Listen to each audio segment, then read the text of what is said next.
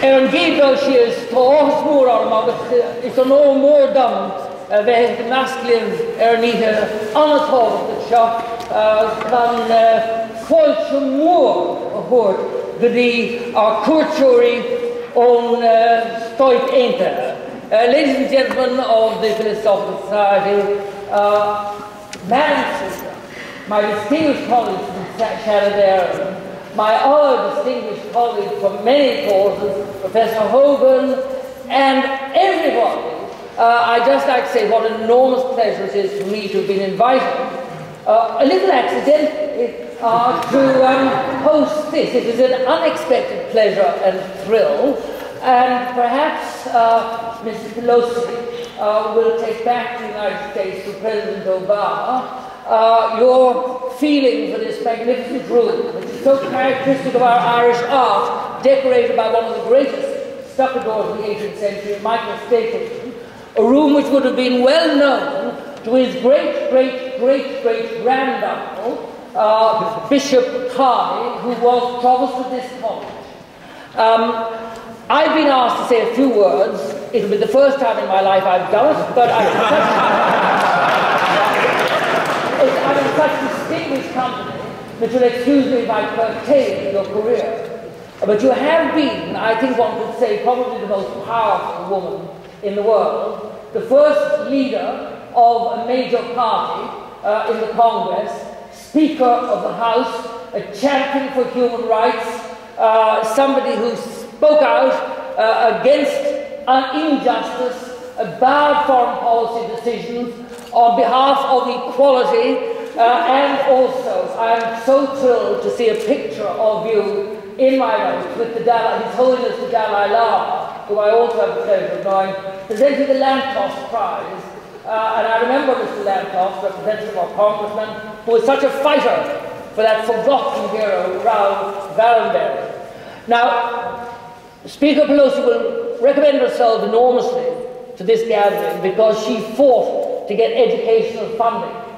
I think the biggest educational funding bill since the GI Bill went through under Speaker Pelosi's leadership. The other wonderful thing is, Madam, you are, I understand, a graduate of Trinity College. So you're particularly welcome. Unfortunately, it's Trinity College, Washington, but I'm sure that an honorary degree will be in the pipeline. You have such an enormous legislative record that I simply cannot go into, and I expect it is very well known to our audience, and in any case, there is now this wonderful thing called Google, which, although you cannot believe quite everything that is on Wikipedia, you can believe quite a lot of it, and most of what I read is extremely positive. It is my honour to welcome here, and I did say my first few words in Irish because we're close to St. Patrick's Day, and I'd like also to welcome Mr. Paul Pelosi,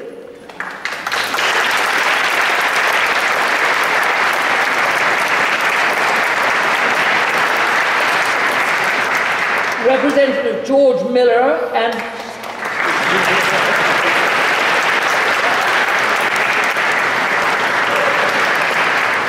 don't worry, I believe in equality, so that all the parties to a marriage get their own applause. So would you please applaud Mrs. Cynthia Miller?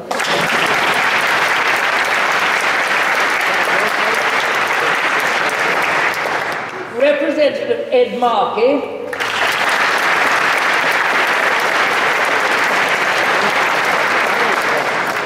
And Dr. Susan Blumenthal,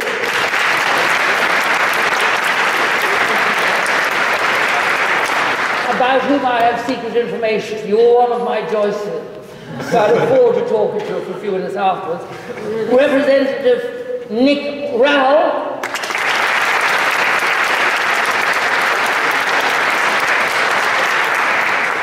Representative Carolyn Maloney,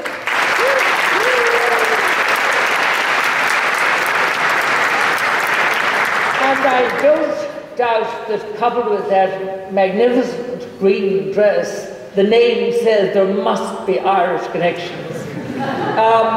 Representative Mike Doyle,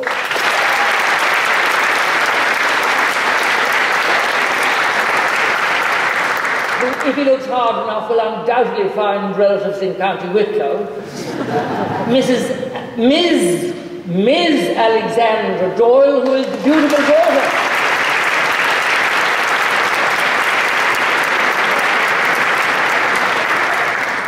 And Representative Keith Ellison.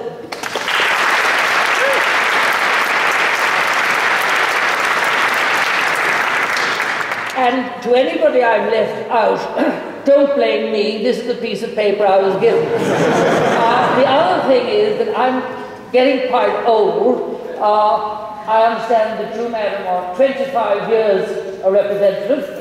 So am I, and this is the most modern thing in my collection. It's called a mobile telephone, and we would be terribly grateful if you wouldn't mind switching them off, if you know how. Now, that is my welcome speech. And I now have the great pleasure of inviting the Honorary Secretary to announce the Oratory and Composition Prizes for last year. So if the Honorary Secretary will be kind enough to announce.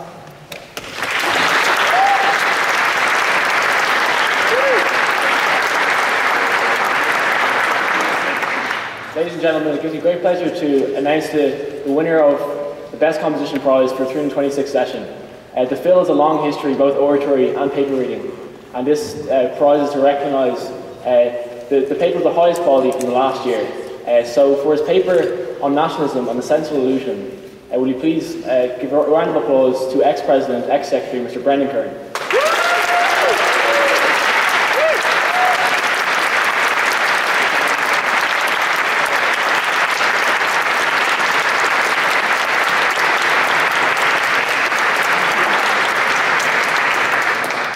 And now I'd like to invite the Registrar of the Society to read the minutes of the last inaugural meeting of the University Philosophical Society.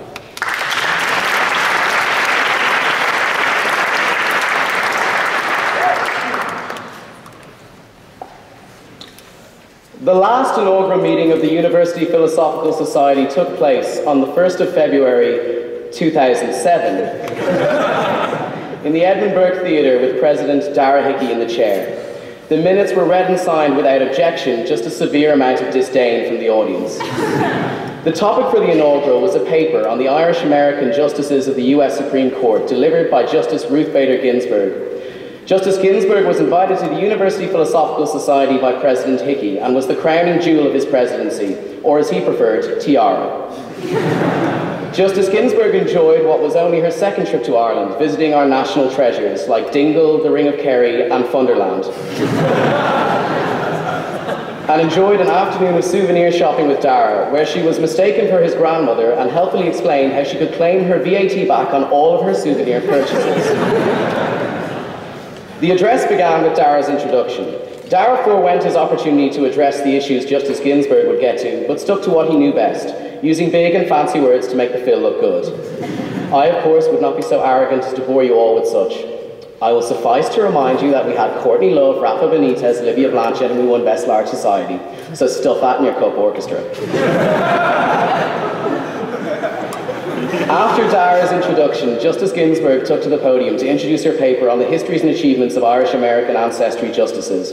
Among the many discussed was Justice John Rutledge, who was appointed Associate Justice, quit, and was then offered Chief Justice, but was voted down due to his stance of seeming pro-British. And so he should have!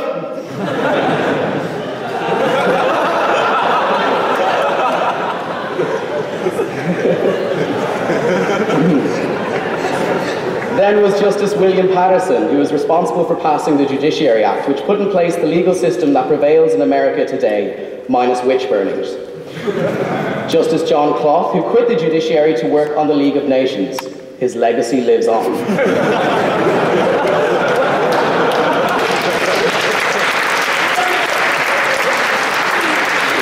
The first and last League of Nations joke of my career. Then we had Justice Pierce Butler, whose parents left Wicklow to escape the potato famine. He was born on St. Patrick's Day, and he studied civil engineering in Trinity College, Dublin, or as his friends like to call him, Irish McStereotype. Then we had Justice Frank Murphy, who also studied in Trinity but dropped out. So, There's still hope for all of us. Last to be mentioned was Justice Joseph Brennan, who hailed from County Roscommon, and who Justice Ginsburg said she would always remember for the Irish twinkle in his eye, or as we would call it, alcoholism.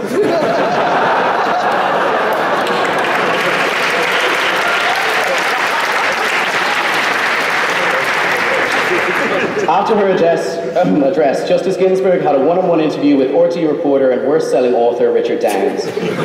Ginsburg told us of her upbringing in Brooklyn and how she first considered a career in law 2 years into her law degree in Sadly, she also had terrible trouble finding work because, as the New York firm she applied to put it, we had a woman once and it was a disaster. She told us of having to hide her second pregnancy when she taught at Rutgers University, New Jersey, by wearing her mother-in-law's clothes, pretending to gain weight, and blaming her violent and unpredictable mood swings on a disgust at the dropping standards of undergraduate fact-checking. She spoke of her work of campaigning for women's rights and how she won 5 out of 6 cases she brought before the Supreme Court of the day, dropping the last to let them save face. She talked of how she used to be one of the few judges on the US appeals court to actually visit prisons and how she was shocked and depressed by the idleness of inmates and the disrepair of the institutions. Fortunately, this was offset by being appointed a Supreme Court Justice and moving into a marble palace where every room was wood-panelled, and she has her own floor adorned with the finest collections of paintings and pictures this side of DC. When asked if this position and its prestige made her feel powerful, she simply declared, it mostly makes her feel tired. The inaugural was concluded with a question section. Normally we would refer to this as a question and answer section, but as she was a sitting Supreme Court Justice, there were very few answers. Also, since it was clear that nearly every single question had been pre-selected and painfully screened by Dara, you couldn't really say there were any questions either. So the inaugural ended in a section. The event was concluded by an ungodly amount of motions of thanks and back-patting and a rapturous applause for the Society's most honoured guest. There being no further business, I call this meeting adjourned.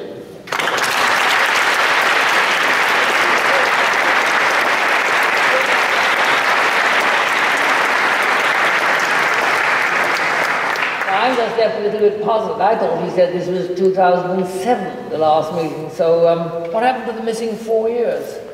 Just waiting for the right... Just waiting for the right...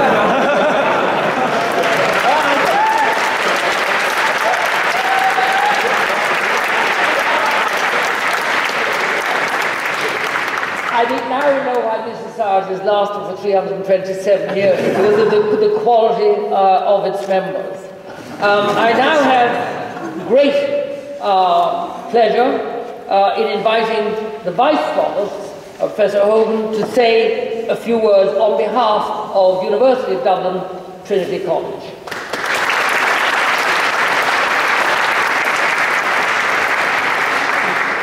Good evening. It's a great pleasure for me to be welcoming everybody here to Trinity College on this wonderful occasion, awarding the Gold Medal of Honorary Patronage to Leader Nancy Pelosi for her excellence in public life and her outstanding contribution to politics.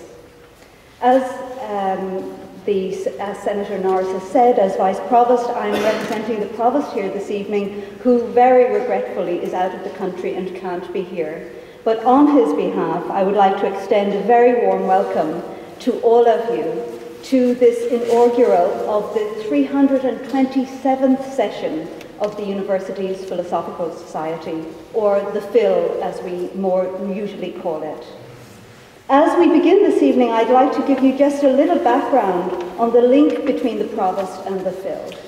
Each newly elected Provost automatically becomes the senior patron of the Philosophical Society, and this has been continuous since 1853. In August 2011, Professor Patrick Prendergast began his 10-year provostship as the 44th Provost of Trinity, and he accepted the role of senior patron of the Society. The primary duty of the senior patron is to act as the Society's guardian, to protect its independence, and to defend it from anything that would threaten the cornerstone of its existence, namely freedom of speech. And as such, the Provost is in a way the protector of the Society from the rest of the college. The Phil is is a debating society, as you'll know, and so this right to freedom of speech is crucial for the development of all of its activities. The debating chamber of the Phil, which is within the walls of the Graduate Memorial Building that many of you visited this afternoon, is in a sense a symbol of this right for free speech in the college. But in addition to being the guardian of freedom of speech for college students and staff, citizens who are not students have also been able to use this forum to raise critical and difficult issues. So the Provost then, as the senior patron, is the guarantor of the right of freedom of speech enjoyed by the society, the college, and also all of its guests. The Phil was instituted in its current form in 1853, but it traces its history as far back as 1683, making it one of the oldest student societies in the world. It counts as its past presidents and former members Oscar Wilde, Bram Stoker, Samuel Beckett, the physicist and Nobel laureate Ernest Walton, and of course the former President of Ireland and the current Chancellor of the University, Mary Robinson. The Phil, like many of Trinity's societies, provides students with the opportunity really to enrich their college experience in many ways, as we know, particularly by providing a forum in which new ideas can be developed and where critical issues can be debated. The societies and associations and clubs we have here in Trinity really play an important role in the experiences of many generations of students, and we currently have over 150 clubs and societies in college. It's really part of our mission to provide an environment that values independence of thought and that encourages students to develop strong critical and analytical skills. And we really are confident that these skills are developed not only in the formal teaching and learning of the classroom, but mainly often through student participation in college governance, in the student societies and sports clubs. So we really are extremely proud of the extracurricular activity undertaken by students. It ensures that we do have a vibrant campus in which students have many and diverse opportunities for learning, social development, and personal growth. And in this context, really, the Phil is a leader and continues the fine tradition it has developed over many centuries. So, on behalf of the Provost, I would like to express our pleasure in having you all here this evening. It's a particular honour for me to be part of the ceremony that will award honorary patronage of the Phil to such a distinguished individual and such an extraordinary woman, Leader Nancy Pelosi. Thank you very much.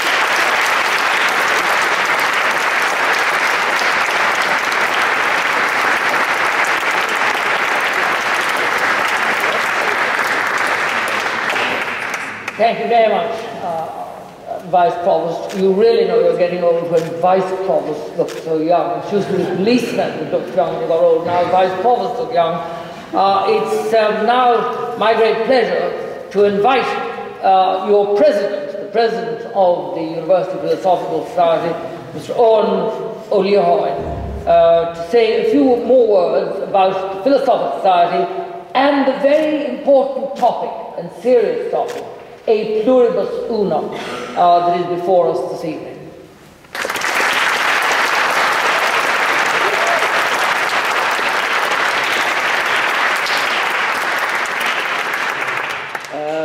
Thanks very much, Senator Norris. Leader Pelosi, congressional delegates, distinguished guests, ladies and gentlemen of the University Philosophical Society, Mum, Dad, it is a rare pleasure to have the attention of so many accomplished individuals and friends. And with that is a challenge to warrant that attention. So I'll aim at the first rule of public speaking, at the very least, to improve upon the silence. Before I begin, as Senator Norris mentioned, just to outline some stuff about the society and also this sort of commonality, I think, in some of the topics that will come up later on. I'd just like to thank a few people, so please spare the indulgence. First off, I'd like to extend a sincere thanks to Leader Pelosi for accepting our invitation. This lady has excelled in public life and made an outstanding contribution to the field of politics. So to come here and be with us and share her thoughts and ideas. It's a rare privilege, and thank you very much.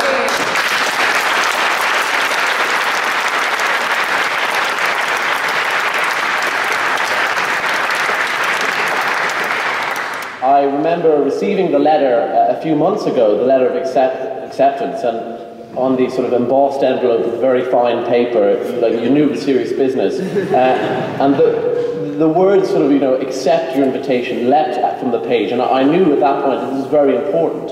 And as I read on, Leader Pelosi outlined that she would bring with her a delegation of congressmen and women. So at that point I realized this is very, very important. And that was, as Ricky outlined, the moment we said we'll bring back the inaugural, a tradition which has laid dormant in society for 5 years now. So we're very proud to reenact that, and you're all very welcome to this. I'd secondly like to thank the staff of Leader Pelosi, who have been so helpful and cooperative, and whose competence and professionalism is nothing but intimidating. So I'd like to thank very much for that, and extend the same thanks to the very helpful Trinity officials for their kind support also. Finally, I'd like to thank the 20 members of the University Philosophical Society Council this year, and all those active members who give up their time on a daily basis, consistently prioritise the workings of the society over their academia, and put in so much work. And they've really pushed the limits of what a collective group of voluntary people can achieve. And it's been a pleasure, and I think the work they put in was reflected last week, as was mentioned, by the awarding of the best large society at Trinity College. So it's been a pleasure, guys. Okay, so I just want to talk about what the Phil is and how that might relate to some of the higher notions of democracy and discourse that may be alluded to later on. As we've heard definitionally, the Phil is a forum for the radical debate and discussion of issues that reflect and affect society. We seek to question consensus and scrutinise common beliefs, and this is perhaps why the Phil has attracted so many great thinkers, as has been mentioned already, the likes of which include Bram Stoker, Oscar Wilde, George Berkeley, and Sir William Petty. Today, the Phil is the largest student society at Trinity College, having attracted over 2,400 students this year alone.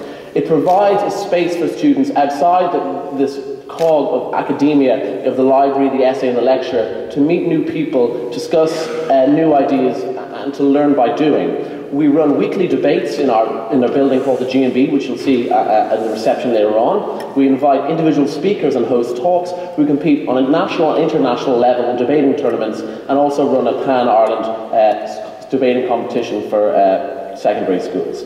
In the last 5 years, Senator John McCain, Dame Helen Mirren, Al Pacino and Stephen Fry have graced the Society with their presence. This year, we've had the pleasure of meeting Chief Economist of the IMF, Olivier Blanchard, who gave a talk on the crisis. We've had the grace of Sir Christopher Lee, who came and discussed his acting career. We also heard from Dominic West of The Wire, who discussed his time in Trinity. Last week, again, as we mentioned, we heard from Rafa Benitez. So quite a diverse group of people. This year as well, we've done well in terms of debating. We were at the World University Debating Championships, or for the layman, the Debating Olympics. And we reached the octo-finals for the first time in a decade. We've competed at Oxford and Cambridge and all university competitions within Ireland. We hold weekly drop-in debates and workshops to try and teach those skills on to new members. Our house debates, as mentioned, have featured examples such as the morality of pornography, the implementation of civil partnerships, and the ethics of euthanasia. The consistent high attendance at these reflects the sort of vibrancy and thirst for informed debate within college. And I think at that point we have an intersection between what the Phil does and our members of Congress here today, the ethos of their roles. Because in the rotunda of Capitol Hill, these men and women carry out the business of a nation through dialogue and discussion, argument and debate.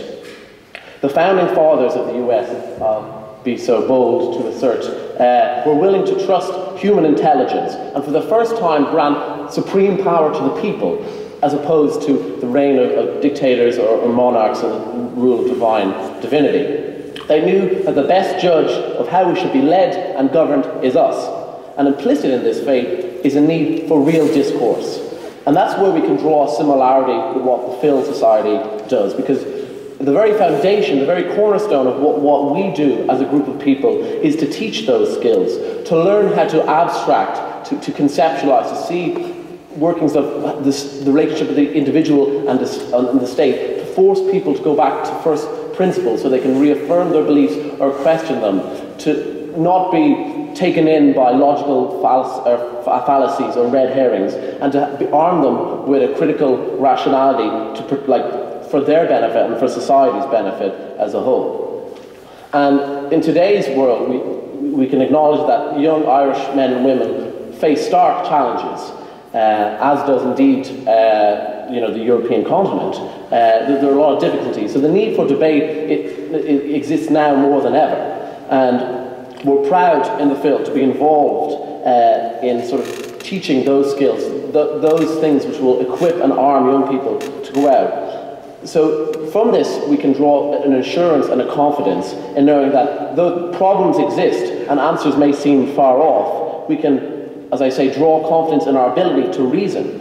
And the test of time has shown that the crucible of the critical discussion that the United States Congress has thrived, that continues to exist. In 200 years, Congress has, in the name of the people, pushed open the West, built railroads, freed slaves, made war, passed Social Security, and paid to land men on the moon. And these great feats were achieved through the process of open debate and informed discussion where the power was upon the people. Nearly every variation of trouble has been dealt with in Capitol Hill. And speech by speech, compromise after compromise, words held the country together and made it the great republic that it is today.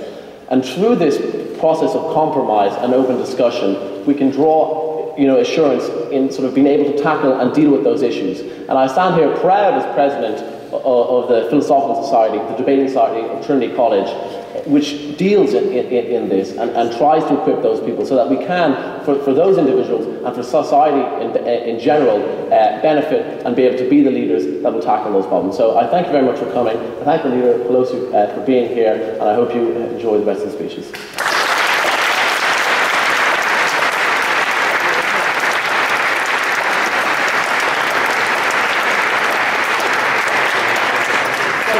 Shown, ladies and gentlemen, by your applause that you appreciated the clear, perceptive remarks of our President of the University Philosophical Society. He also elucidated one mystery, and that is why we didn't have inaugural meeting for 4 years. They withered on the vine until reinvigorated by Speaker Pelosi. Who is one of the most powerful, distinguished lawmakers in the world. We have another legislator here. We have a distinguished doctor of law, professor. We have at least one judge, distinguished Irish judge, who is speaking both societies. So I demand legality. I want you, ladies and gentlemen, if you will be so kind, to pass by acclamation the minutes of the last meeting. Otherwise, this meeting is totally illegal, and I cannot be convicted of any further criminal activity without some kind of protest. So will you please, by acclamation, pass the minutes of the last meeting, and then we get off.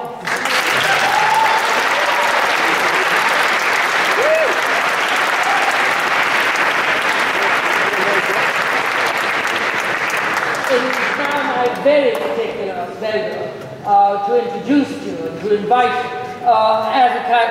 I think an hors d'oeuvre would be an insulting phrase, because this is one of the keenest intellects in the Irish Parliament and one of the best speakers.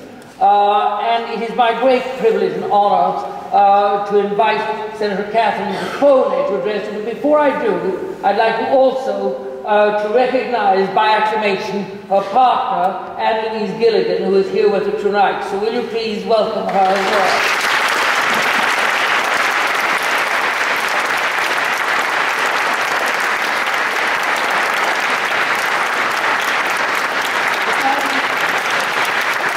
And as she makes her way to the platform, let me just boast a little bit, not just about the fact that we captured her intellect, thanks to the good choice of the Taoiseach and the Catholic. But I'd like, Madam Speaker, you to know that in Shannon we have 30% female representation, which is not half enough, but it's twice as much as they have in the lower house. And we have, during my period, both the Catholic, who would probably be your equivalent, and the Leader of the House, two extraordinary and powerful women, Trass Hogan and Mary O'Rourke. So in the great tradition of women representatives in Ireland who go back to the Countess Markey of Lissadell, I give you Senator Dr. Catherine Zappone.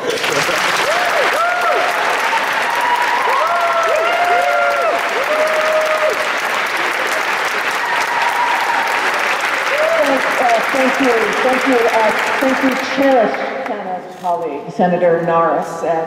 It's a great pleasure to be here. President Eoin O'Lehan, Secretary Lorcan Clark, Leader Nancy Pelosi, guest speaker Mr. Larry Donnelly, family and friends of Leader Pelosi, Congresspeople, especially the young Americans who are here with us this evening, honored guests, friends, members of the very esteemed University Philosophical Society. It's a great privilege and wonderful pleasure to be here tonight, especially as an American-Irish woman and an Irish senator, to welcome Leader Nancy Pelosi for her outstanding leadership and political vision in public affairs. And in honoring our guest, Leader Pelosi, I am reminded of the time when you accepted the position of the 60th Speaker of the House, and you spoke about the historical significance of becoming the first female to hold the position of Speaker. And on that occasion, you said, American women had waited 200 years for that moment.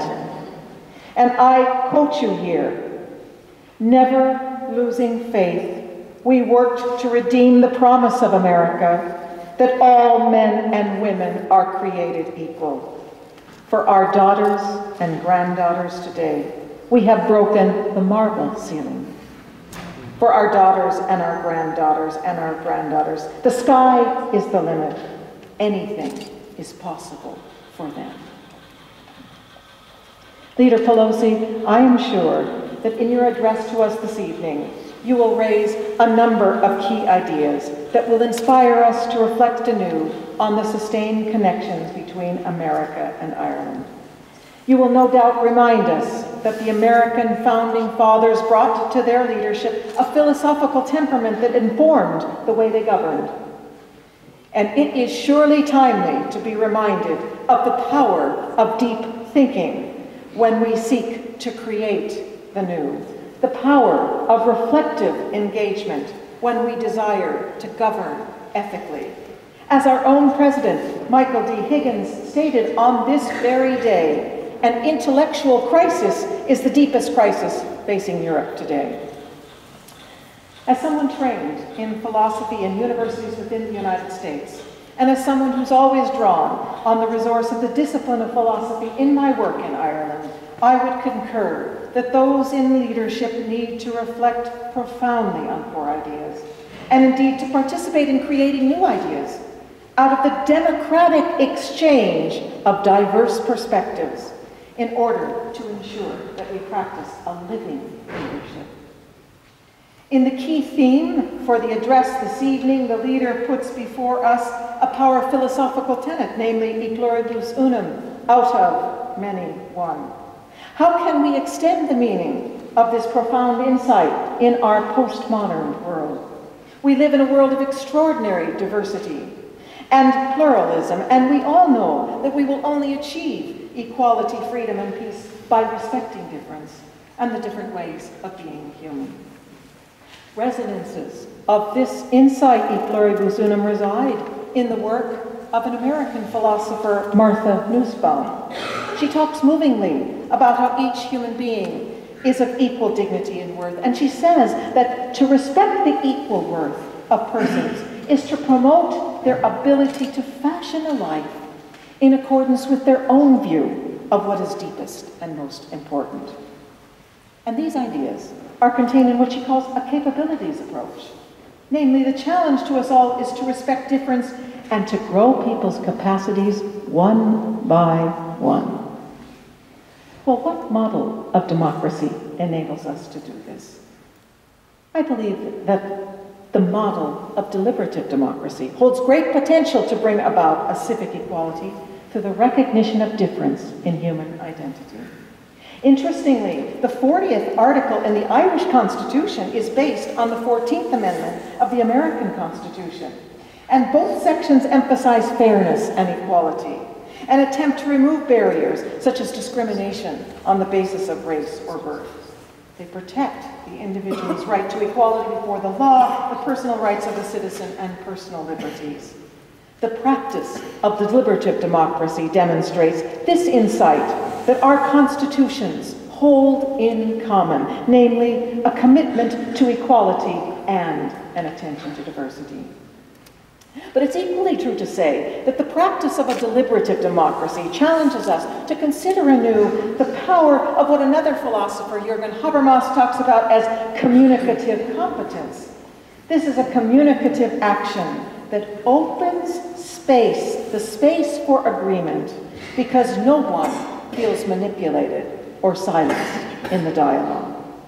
And we have here in our midst this evening, ladies and gentlemen, distinguished guests, a leader who has demonstrated this ideal that Habermas proposes.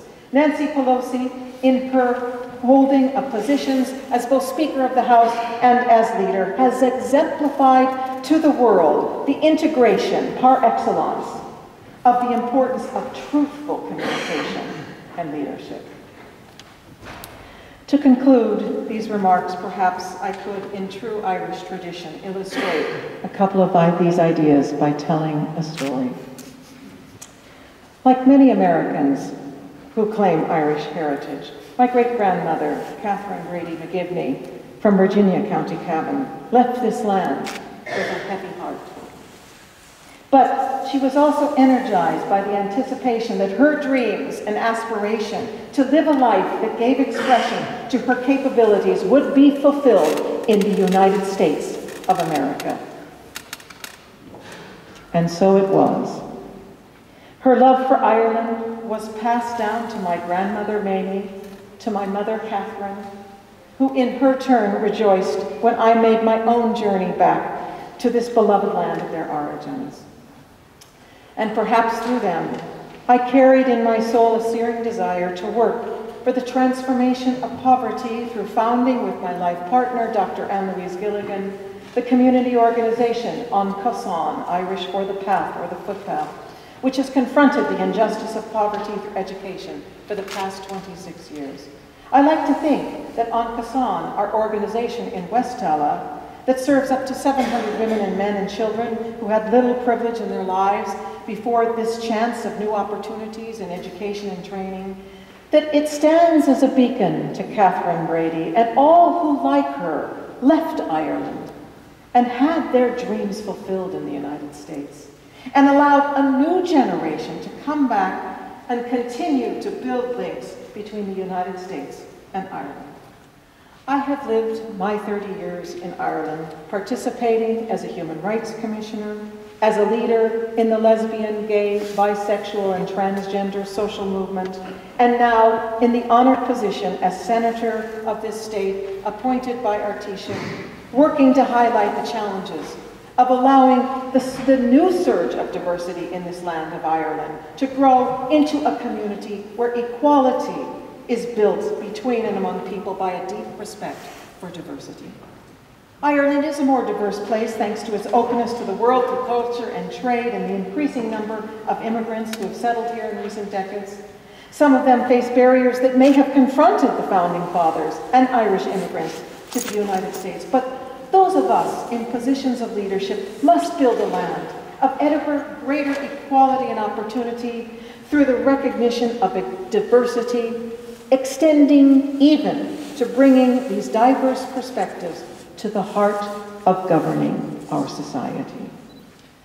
In November of 1995, in the presence of my parents, who flew in from Seattle, Washington, and with Anne-Louise, standing in the Four Courts in Dublin, Ireland, I was honored to receive Irish citizenship. My Irish-American family story came full circle. And today I proudly hold the American passport in one hand and the Irish passport in the other. On that day, it could perhaps be stated that E Pluribus Unum was realized in my own life. Thank you.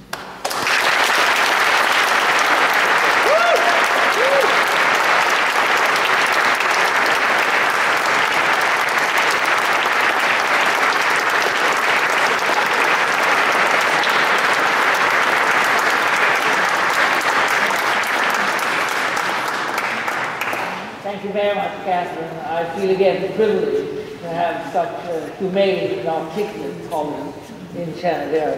And it's now my great pleasure to invite another great spirit, somebody who modestly but with immense effect contributes to Irish life through his advocacy for the marginalised. He's an academic from one of our beloved sister universities, National University of Ireland in Galway, the city of the tribes, and he is the legal counsel to Democrats abroad, who we always enjoy hearing, particularly around the time of American presidential elections.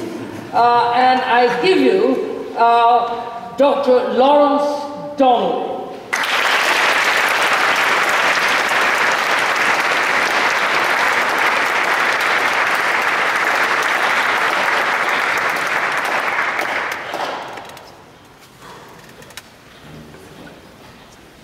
Thanks very much, Senator Norris, for that extremely lavish and undeserved introduction. President Eoin, Vice-Provost of the University, Senator Zappone, indeed, thank you very much for the opportunity to speak to you this evening, and I'm very delighted in a number of different capacities, I suppose, predominantly, even though I'm being nonpartisan tonight as a Democrat, to welcome an extraordinary recipient of this singular honor here tonight. She was a fantastic Congresswoman, a great speaker, and a great voice in opposition as House Minority Leader, Nancy Pelosi.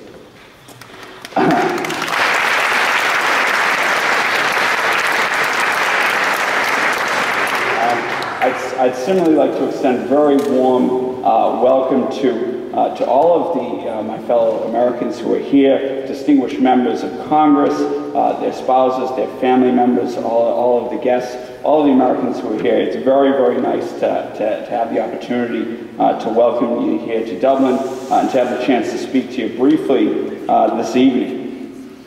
And as a Boston area native, you're going to get my accent in a minute if you haven't already.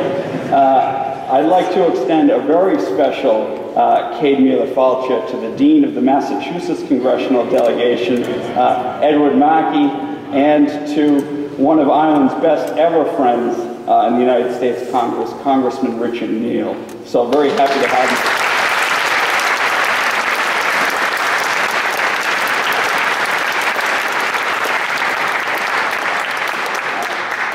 I have a very special and personal connection to the Congress in that Leader Pelosi, Congressman Markey, Congressman Neal, Congressman Costello, Congressman Miller, and Congressman Rahall once served alongside my uncle, former Congressman Brian Donnelly of Boston.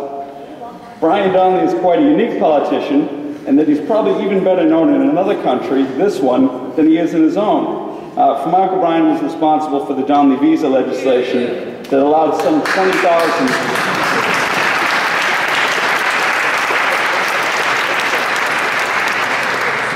See what I mean? He's known better here than he is at home.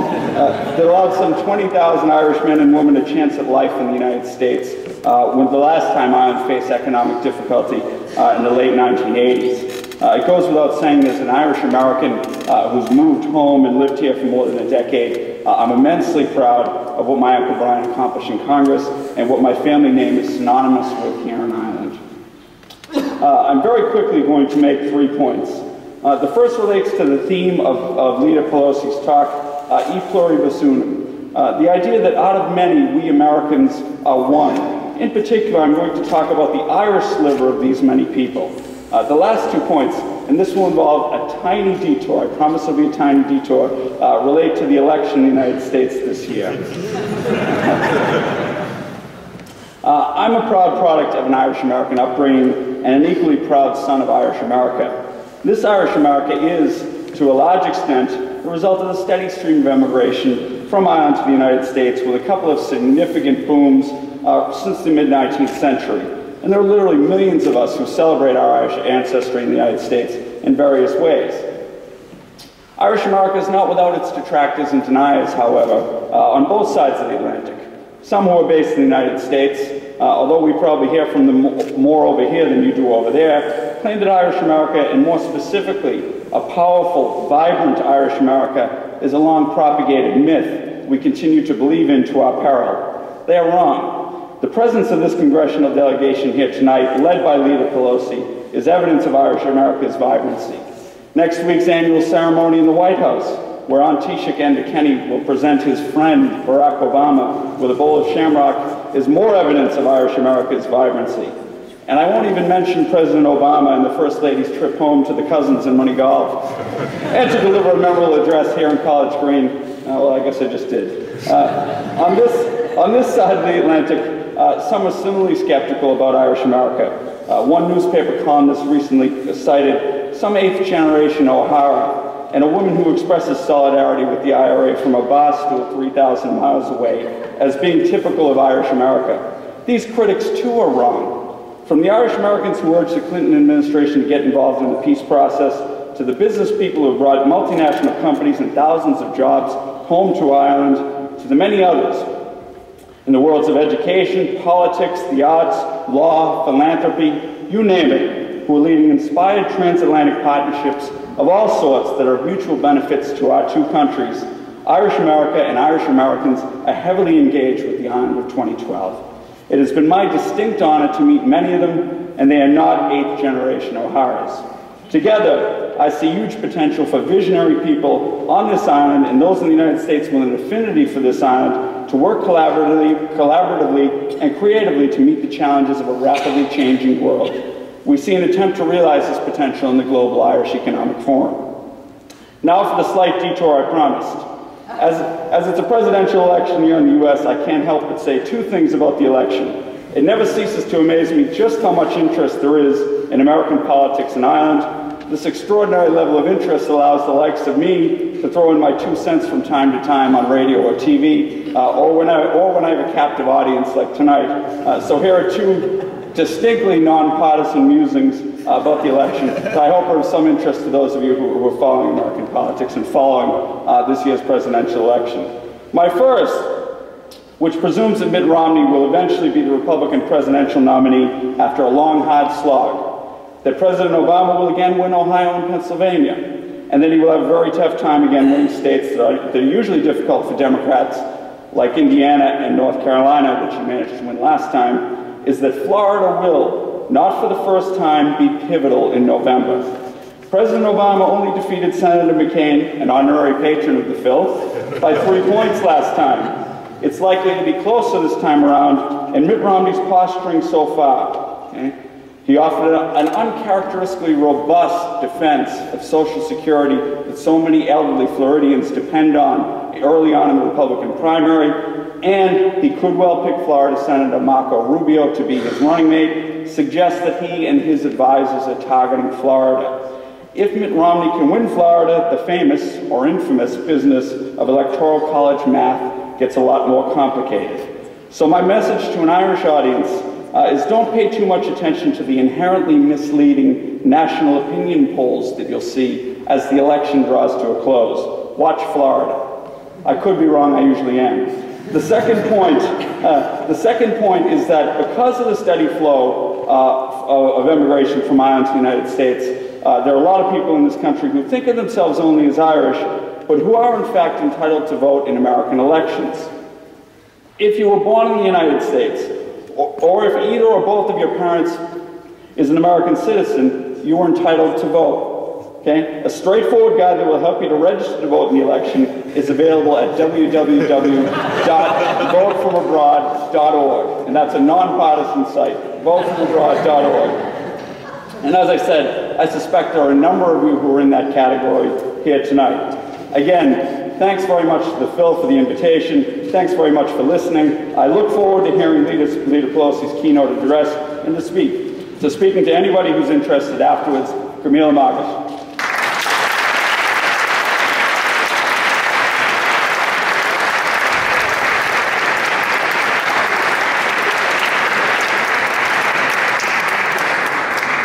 Thank you very much, Dr. Donnelly. You are some operator. You managed to get in so many plugs in the most non-partisan way I've ever seen.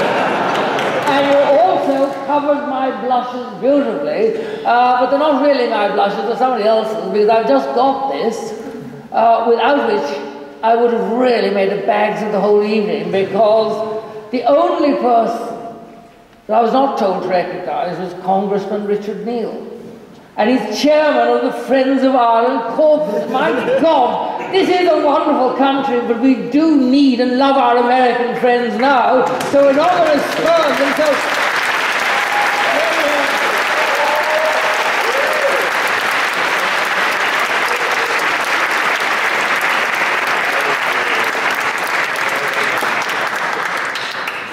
and now, it needs no further words from me. This is a great woman from a great political family. Not only herself, her father was mayor of Baltimore, which has many Irish connections. I believe your brother was also mayor of Baltimore. And you are really, despite all the sparkling wit, all the passionate commitment to democracy and freedom and human rights, basically, Speaker Pelosi, it is you whom we have come to hear this evening. So I have the greatest honor to invite you to the podium. Thank you.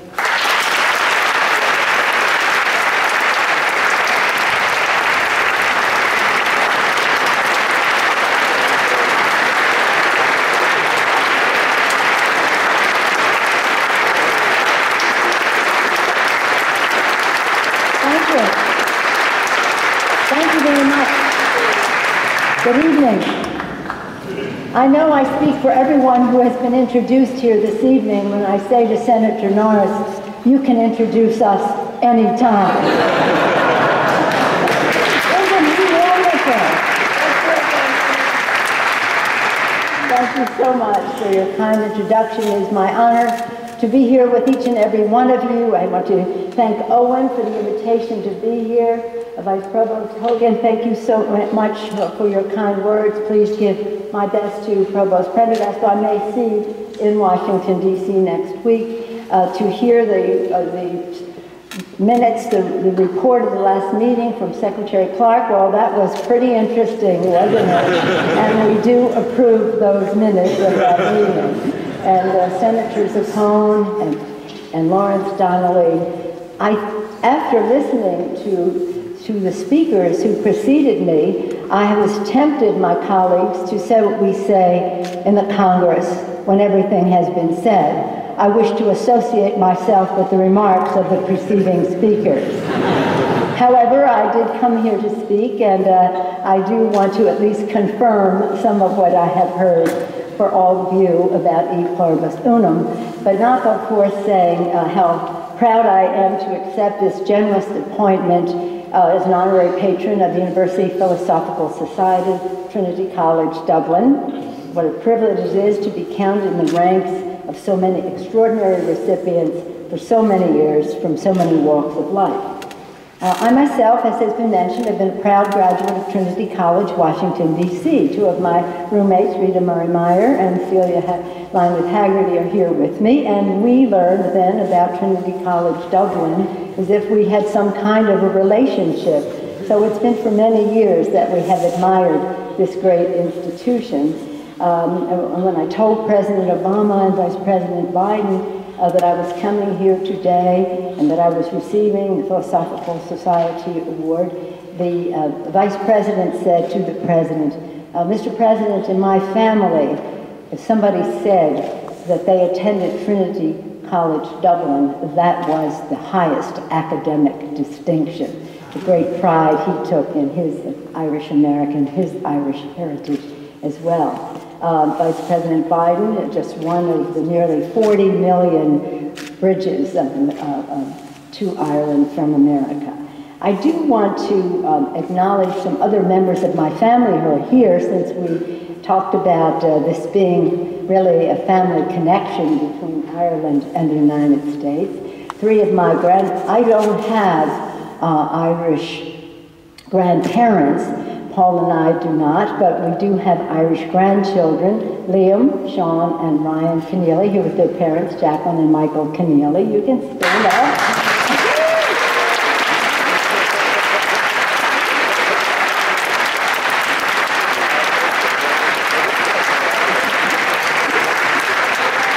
Their grandfather lives in County Wicklow, and they're here with their cousin Madeline, who's here with her mom, our daughter Nancy Corinne. Thank you.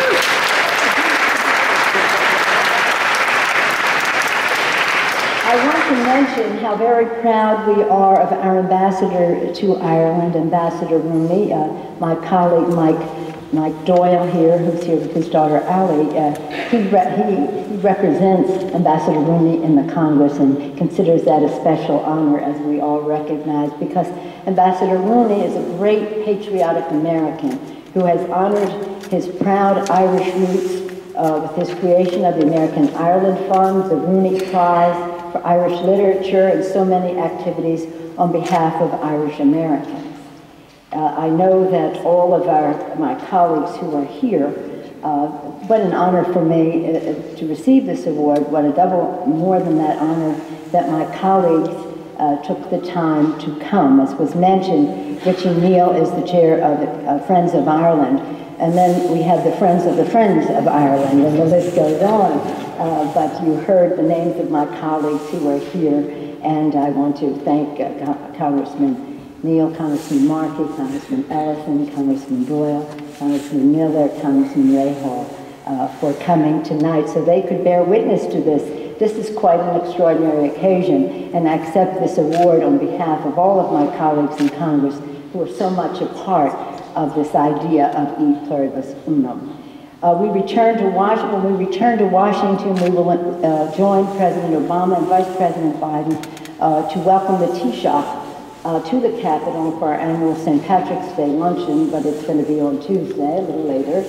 This happy tradition was inspired by another Irish-American Speaker of the House, Tip O'Neill, and I know you all know who he is. His granddaughter, in fact, is with us, Caitlin O'Neill. Where is Caitlin? In any event, she is with us. And so, we're having established the connection, and oh, there's Caitlin, right there. Caitlin O'Neill.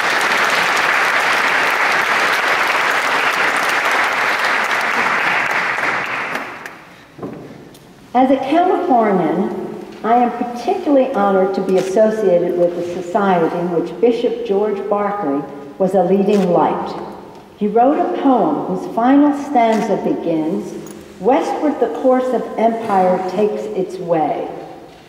With those words, he was celebrating the movement of English-speaking civilization across the Atlantic, then across the prairies, the mountains, and the deserts, to culminate in the creation of American California in 1850, and the rise of San Francisco, the shining city of the Pacific, which is my home and which I have had the privilege of representing in Congress for the past 25 years. I'm heir to a tradition of public service, as Senator Norris mentioned. I come from a family where public service is a noble calling, and in that sense I feel at home here, because in the truest sense, that is the mission, too, of this society. Who would not be thoroughly impressed with the ways your members have seen, lived, lifted, challenged, and changed the world? The role some have been mentioned already. The role ranges from John Butler Yeats, the artist, and his son William Butler Yeats, one of my particular favorites, to Oscar Wilde, who visited San Francisco in the late 1880s. And of course, the Honorable Mary Robinson, former President of Ireland. The film represents the quest for truth through debates that are provocative and penetrating, and with the respect of a written and spoken word. Richie is always telling me the Irish and Trinity College are custodians of the written and spoken word, famously witty and wise. No wonder that over the centuries, so many leading political and literary figures have joined your Thursday night sessions. And so tonight, with a sense of humility, I share my own reflections as an American legislator who believes that legislatures, like philosophical societies, are preeminently marketplaces of ideas. Across time and borders, the greatest legislators have possessed to the highest degree the philosophical temperament, as the Senator mentioned, the philosophical temperament to blend pragmatism, loyalty, and idealism. The need for pragmatism speaks for itself. A law must serve the practical development of a society. It must answer real needs. The legislative process involves loyalty as well. Loyalty to constituents, loyalty to defining charters such as our Constitution, and loyalty to conscience. And idealism compels us to be stewards of the deepest hopes and dreams of a people gathered into communities, counties, states, and nations. As President Kennedy, a fiercely proud Irish American, said in his 1962 State of the Union address, "The Constitution makes us all trustees of the American people, custodian of the American heritage." America's founding fathers, Eoin, she's referenced, had this same philosophical temperament, to look ahead, to go beneath the surface, and to search out dangers and unintended consequences. They believed their great experiment in democracy declared not just a new nation, but a new order for the ages. That's what they have on the Great Seal of the United States. Novos Order Seclorum. Reflect on the audacity of their vision and their optimism. No other people ever gathered before had ever decided that they were going to create a nation forever based on the equality of people. They were certain of the success of their new order, not just for years or for decades, but not just for their time, but as I said, for the ages. It was not arrogance, but it was hope that made them who they were, and that made them and still makes America, at its best, constantly reaching higher. The founders' confidence sprang from the conviction that each generation had in its power the ability to build a brighter, fairer, stronger future for the next. E Pluribus Unum. The driving dream of our American Republic, deliberately chosen at the start, E Pluribus Unum, from many one. At the dawn of America and the American idea, the architects of this new order had a vision for 13 colonies, 13 which would become 13 states, each of them sovereign, with different social and cultural origins and local preferences that could overcome differences and suspicions to form one nation with liberty and justice for all. That is the heart of the American dream. And it is in pursuit of that dream that through the 225 years of our history as a nation, people have flocked to our shores. People like Catherine Zappone and others. Our founders envisioned America as a good and just place, a fair and efficient society, a land of aspiration and opportunity. Such was their intent, but their hope was also on the horizon, ever reaching farther. Because in the early days of our democracy, we were unequal and in some cases unfree. It took time and struggle to being a nation closer to its ideal, and it made it truer to its character. We are always imperfect, and that is a summons to us and to each generation of Americans to do all we can to form a more perfect union. Our quest to reach that more perfect union must be served, in my view, by the increased participation of women in the leadership. In our society, there are many questions that have the same answer. How do we best grow our economy? How do we best strengthen our national security? How do we improve our government? The answer to all of these questions is to expand the leadership of women in both the private and public sectors.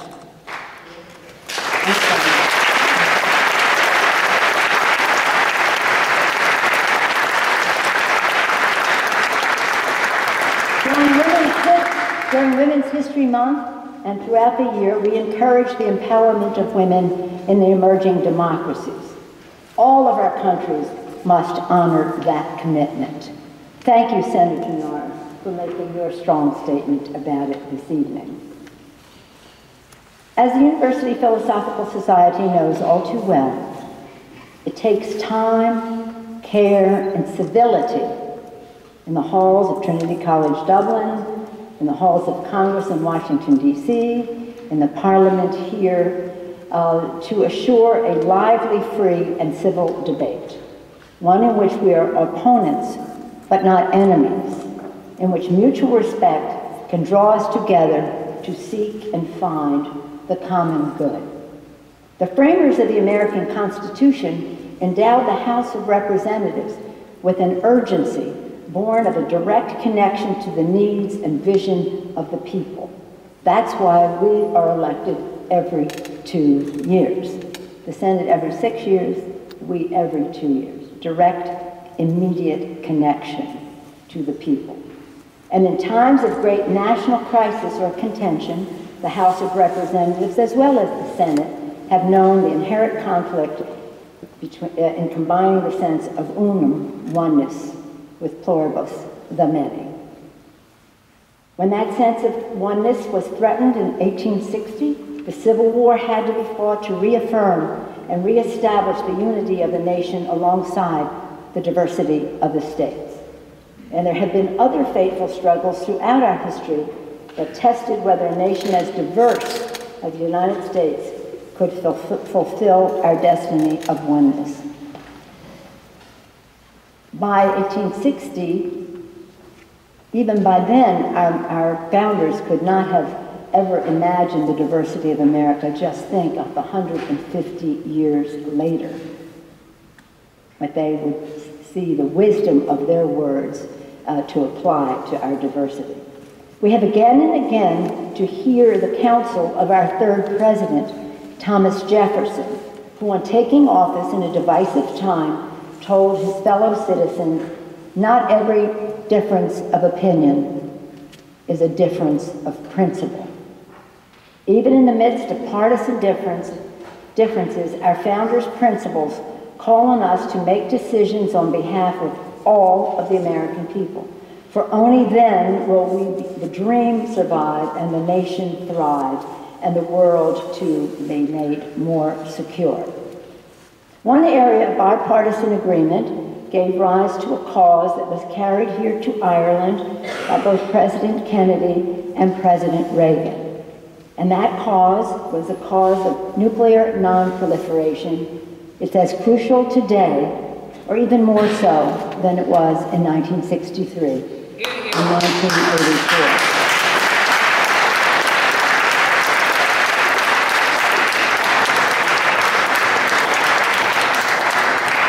Think of it, nearly 50 years ago, 50 years next year, President Kennedy came here and praised Ireland for sponsoring the most vital resolution adopted by the General Assembly, which opposed the spread of nuclear arms to any nation not now possessing them and urging an international agreement with inspections and controls.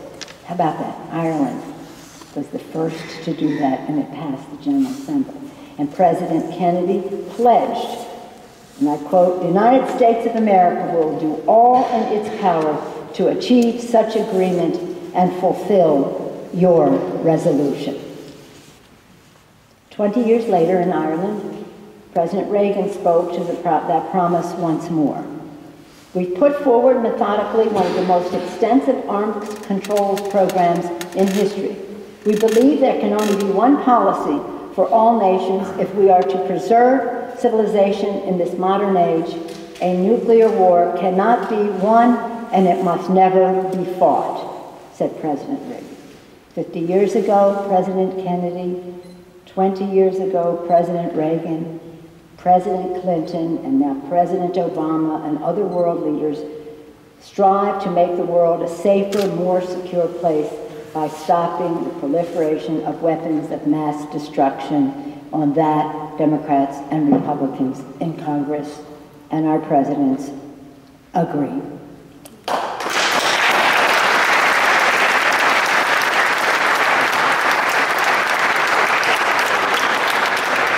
On the other hand, an area of bitter division that has eluded bipartisan agreement for over 100 years is the imperative of health care for all Americans. It was really started by a Republican president, President Teddy Roosevelt, but it took us 100 years to get the job done. The disagreement is not just a matter of opinion, but a matter of principle. In my view, health care is a right for all, not a privilege for a few.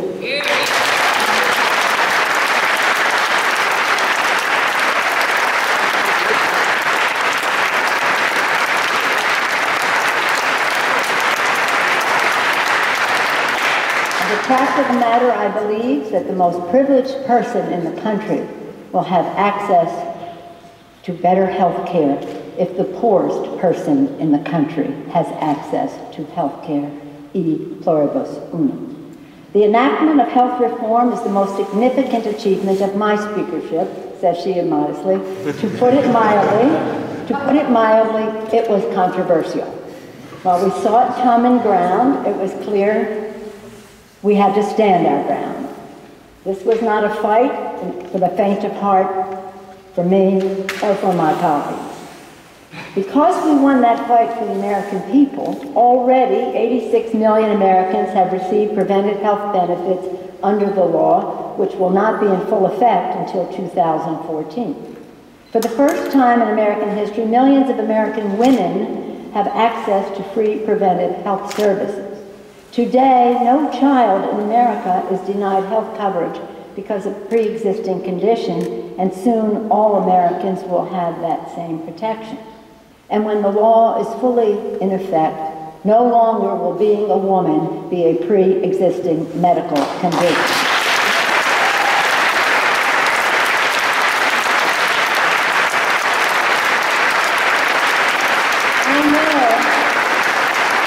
In Ireland and most countries of the world, you take this for granted. Some heads of state came over during the debate and in the course of the legislative struggle, and they'd say, what's the question? Why is it even an issue that Americans would not have access to health care? What it was, a matter of principle. During the long, close contest, as I said, not for the faint of heart, I reflected on the courage of so many of my colleagues in the House and those in the Senate. I was reminded of their courage when I recently saw this prayer by an African bishop. It was posted in the wall. I was told about it, about a daughter of charity. She said it was posted in the wall of one of their hospitals in Africa. And this African bishop wrote, "When I stand at last before the face of God, God will say to me, 'Show me your wounds.' And I will say, 'Well, will I? I have no wounds.' And God will ask, 'Was nothing worth fighting for?' Health care was worth fighting for, and it was not without political cost, but the purpose of public office is not self-interest, but the national interest. We came not to keep a job, but to do a job." The health care law is a modern example of the innovative spirit embraced by our founding fathers more than 2 centuries ago. We honored the pledge of our founders to life, a healthier one, liberty and pursuit of happiness. A healthier life to pursue happiness, not worried about whether you have health care or not. Our founding fathers planted the seeds, but could not have foreseen the full growth and span of America today. In the truest sense, each passage in our history has brought forth the next American Revolution. But the founders nonetheless saw beyond their own years. I love in America Beautiful, "Oh, beautiful for patriots' dream that sees beyond the years." They saw beyond their own years, and with their philosophical temperaments, gave us the institutions and the ideas that allow the continuing pursuit of liberty and justice for all. In all our diversity and multiplicity, despite any argument among us, we must be committed to the fundamental standard, E Pluribus Unum. As the newest honorary patron of the world's oldest debating society, I salute all of you for sustaining and enlivening the indispensable values of reflection, rigorous dialogue, and mutual respect. You may designate me an honorary patron, but I come here tonight as a student, ever hopeful that the exchange and testing of ideas will yield wisdom and understanding. In closing, I note that both Frederick Engels and Winston Churchill have spoken here. Obviously, I disagree with one and greatly admire the other. But most of all, I admire the belief that you live out week after week, century after century, the full and even feisty discourses as a noble and essential pursuit. In point of fact, I may be a patron designated tonight, but I come before you as a fresher, at least here. So thank you for overlooking that and making me a patron. Thank you for this great honor, which I will cherish and display with great, great pride in my office, whatever office that may be. And I hope you will visit there and see what an inspiration you are to the Congress of the United States. Thank you, and happy St. Patrick's Day.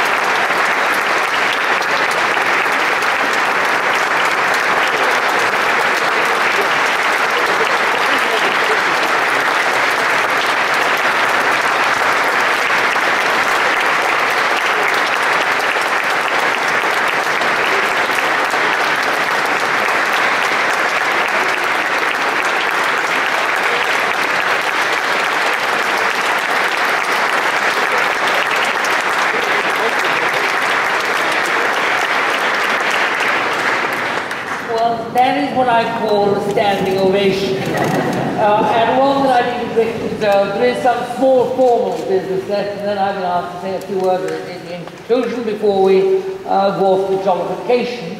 But it is my great pleasure and honor to invite the Vice-Provost and President of the Society to present the award to Speaker Pelosi. And if they would be kind enough to come forward and present the Medal of Patronage of the Philosophical Society.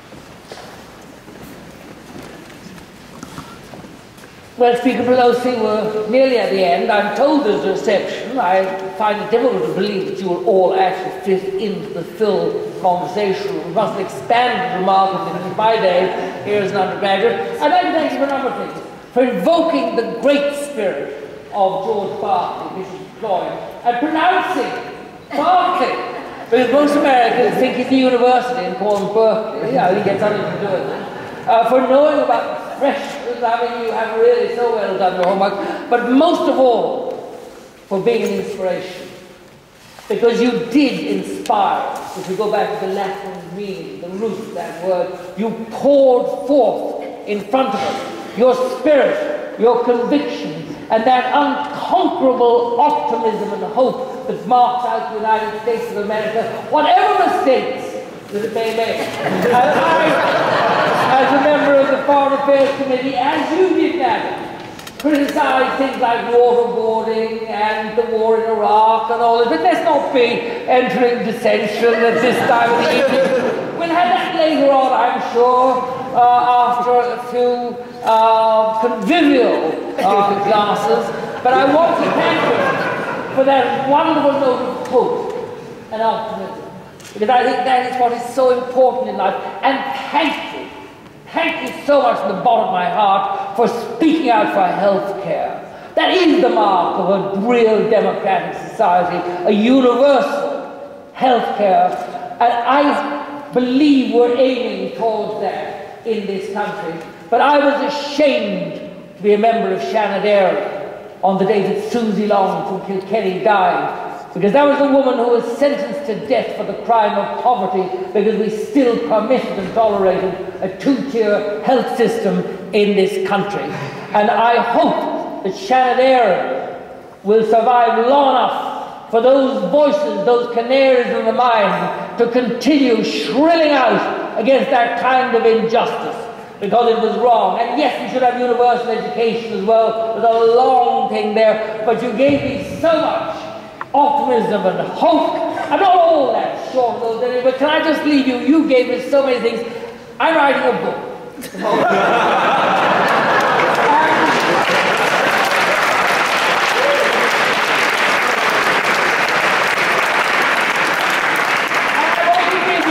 Best lines. I want to thank you for giving me some of the best lines.